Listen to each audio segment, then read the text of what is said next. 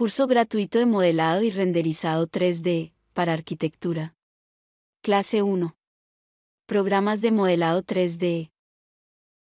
El primer punto que debemos nosotros de tener en cuenta es por qué SketchUp y Lumion son la combinación perfecta para nosotros los arquitectos y diseñadores. Es que dentro del modelado 3D para la arquitectura tenemos otro tipo de programas solamente de modelado 3D aparte de SketchUp. Y es importante que los tengamos en cuenta o por lo menos sepamos cuál es su aplicación o para qué sirve, de tal forma que ya vamos a saber SketchUp dentro de todo este conjunto de programas de modelado 3D, SketchUp en dónde se ubica y cuál es su potencial.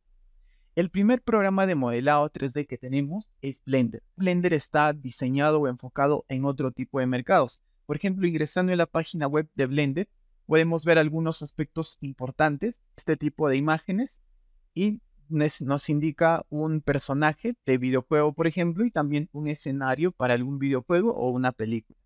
Si bajamos un poco más, nos indica que es un software de modelado, sí, pero también es de esculpido, es decir, como si se tratara de una arcilla, nosotros dentro del programa vamos modelando estas formas mucho más orgánicas que no tienen que tener una medida exacta, sino van más por el desarrollo de personajes orgánicos o de formas curvas y demás. También es utilizado bastante en lo que es efectos especiales para edición de películas, clips y ese tipo de detalles. Quizás lo más importante que nos permita Blender es el esculpido, ¿no? El esculpido es otra forma de modelar, ya como si se tratara de una arcilla, y nosotros con el mouse vamos indicando cuáles son las formas que va a tener, las curvaturas y demás. Eso sobre todo también se aplica en lo que es el modelado de personajes. Enseguida tenemos el siguiente programa, igual de modelado 3D, es Rhinoceros. Este programa de Rhino está enfocado en otro tipo de modelados, un modelado orgánico, pero mucho más exacto, mucho más paramétrico. Ahora, Rhinoceros en sí es muy similar a SketchUp o a Blender en cuanto al modelado quizás ortogonal, nos permite modelar formas ortogonales, quizás de una forma mucho más difícil, pero sí podríamos hacer ese tipo de modelados como de casas y demás. Sin embargo, en el caso de Rhinoceros, quizás la ventaja grande que tiene es la implementación de un software o un plugin que se le podría denominar a Rhinoceros, y es el plugin de Grasshopper. Entonces, no sé si alguna vez han visto, por ejemplo, este edificio tan emblemático de Zaha Hadid, quizás el de aquí. Entonces, algunas veces me preguntan cómo es que se podría modelar este tipo de edificio dentro de SketchUp, cómo se podría hacer en Blender y demás. Si bien es cierto, se podría hacer en cualquier programa en realidad, incluso en SketchUp también se podría hacer este tipo de proyectos ortogonales y paramétricos. Sin embargo, si queremos hacerlo de forma profesional y de una forma súper exacta y detallada, nosotros deberíamos de utilizar rinoceros, pero no rinoceros base, sino rinoceros complementados con el complemento de Grasshopper. El complemento de Grasshopper a nosotros nos permite realizar un modelado, pero es un modelado totalmente distinto al que nosotros conocemos.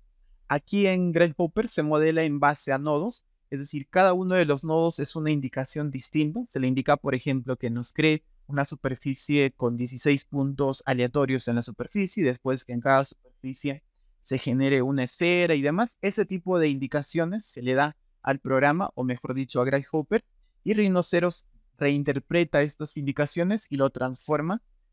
Así es que si nosotros queremos enfocarnos en esta parte de la arquitectura más orgánica y paramétrica, nosotros sí o sí deberíamos de aprender Rhinoceros, y más aún deberíamos de aprender Grasshopper, que es ahí donde se hace este tipo de proyectos, como también este tipo de edificios.